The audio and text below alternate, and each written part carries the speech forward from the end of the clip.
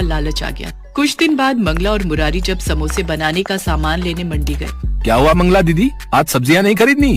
अभी नहीं भैया, थोड़ी देर में आती हूँ। सुनो, यहाँ आगे वाली गली में जो दुकान है वो सस्ती सब्जी देता है, उसके पास चलते हैं। मंगला ये कैसी बातें कर रही हो?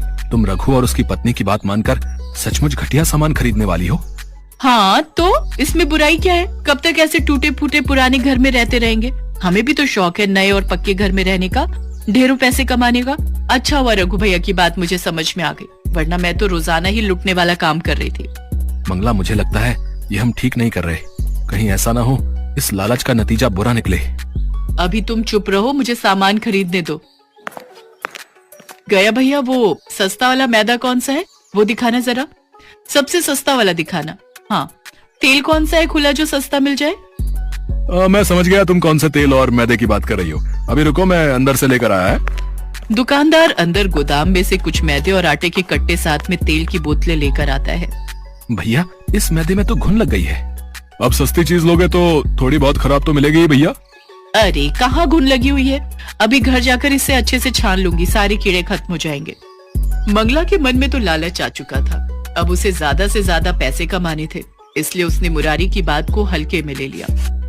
मंगला उस पुराने सामान से समोसे तैयार करती है और शाम के समय ठेला लगाने बाजार में पहुंचती है। लोग तो मंगला के समोसे खाने के लिए पहले से ही भीड़ लगाकर रहते थे। कुछ ही देर में मंगला के सारे समोसे बिक जाते हैं।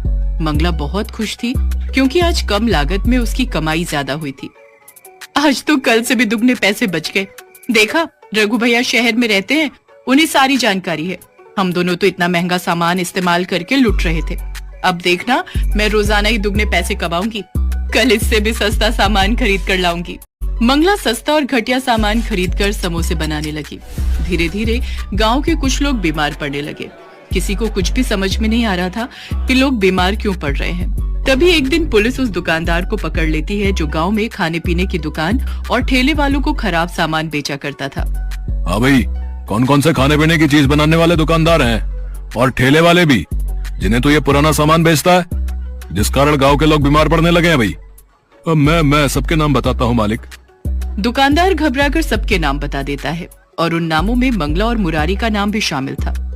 मंगला और मुरारी को पुलिस पकड़ लेती है।